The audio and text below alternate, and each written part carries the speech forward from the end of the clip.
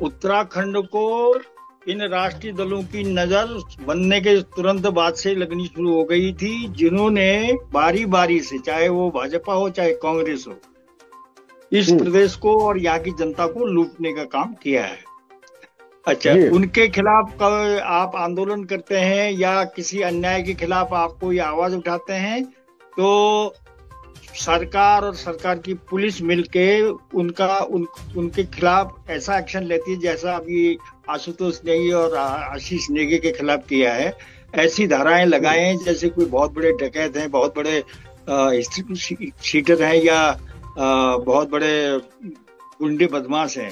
वो एक हमारे दल का यूथ का अध्यक्ष है और एक प्रवक्ता है, और वो एक होटल में गए जिसने कि अपने वर्करों को तनख्वाह नहीं दी थी, और वो ये कहने गए थे कि भाई ये गरीब लोग हैं, पहाड़ से आए हैं, काम कर रहे हैं, इनको तनख्वाह क्यों नहीं दे रहे हो। तो उनकी तनख्वाह उस पर मालिक ने दी भी, और उनके पीछे से इनके खिलाफ रिपोर्ट लिखा दी, और पुलिस ने इन्वेस्टिगेशन क्या किया, कैसा किया, और उत्पीड़न करने के लिए उन्होंने उठा के उन दोनों को बंद कर दिया, और अदालत ने भी उनको जमानत नहीं दी, पता नहीं किन कारणों से नहीं दी। लेकिन ये सारा का सारा पुलिस और सरकार की सह पे हो रहा है। बड़े बड़े घोटाले हो रहे हैं, बड़ी बड़ी चीजें हो रही हैं, उत्तराखंड में लूट मची है, उस पर कोई कार्रवाई नहीं हो रही है। केवल ये गरीब लोगों का तनख्वाह दिलाने के लिए वो लोग गए और उनके ऊपर ऐसी धाराएं लगा के उनको जेल में बंद कर दिया गया। ये बहुत ही जघन्य अपराध है सरकार की ओर से, पुलिस की ओर से। हम इसके खिलाफ जरूर आंदोलन करेंगे। अगर उनको जल्दी से जल्दी रिहा नहीं किया गया, हम पूरे प्रदेश में इस आंदोलन को ले जाएंगे और सरकार को इसका जवाब देना पड़े। पहली बात तो मैं आपको बता दूं, जो धारा रंगदारी की, एक्सटॉर्शन की लगाई है, आप ही विचार करिए कि कोई रंगदारी वसूल करने के लिए दिन दहाड़े जाएगा और क्या खुलेआम रंगदारी वसूली करेगा। उसका तरीका होता है, रंगदारी वसूल करने वाले बहुत शातिर होते हैं और उस ढंग से काम करते हैं, रंगदारी वसूलते भी हैं। ये तो अपना पॉलिटिकली उन गरीब लड़कों की जिनको सैलरी नहीं दी थी, उनकी सैलरी दिलाने गए थे।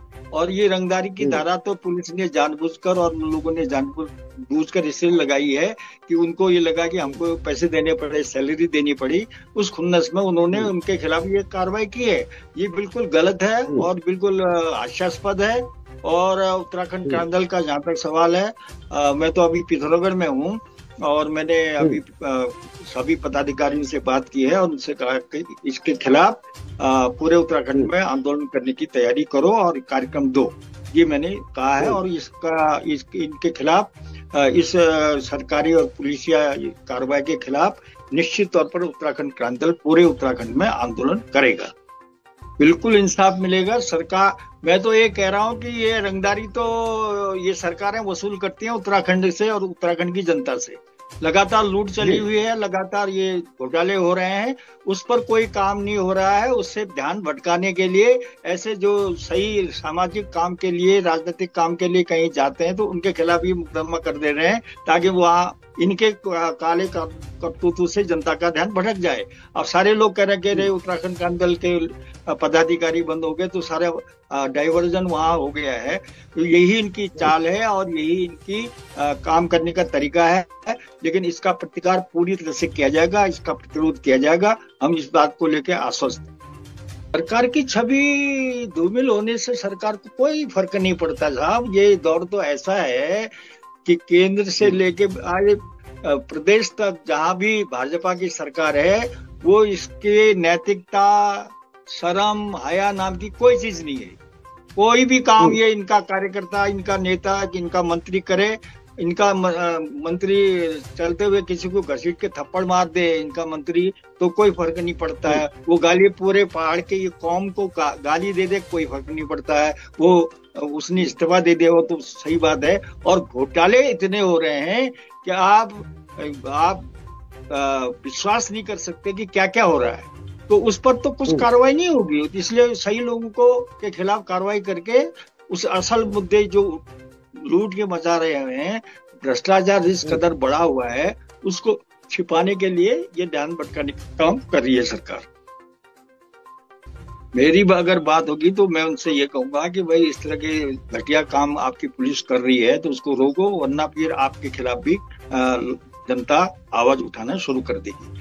और रहा सवाल उनके पिथागत के होने का या अन्य, सवाल ये है कि वो मैंने पहले भी आपके चैनल में कहा, किसी से कहा था, बड़े लोगों ने काफी वो कहा, ये तो मुंशी बैठाए गए हैं केंद्र के द्वारा, केंद्र में जो इनकी के सत्ताधीश हैं उनके द्वारा आदमी रखा गया कि भाई तू यहाँ काम कर और यहाँ से वसूल करके हमको देते रहो, मुंशी को जैसे आदेश दिया जाता है सेठ जी द्वारा, ऐसा काम हो रहा है। तो वो पुष्कर सिंह धामी जी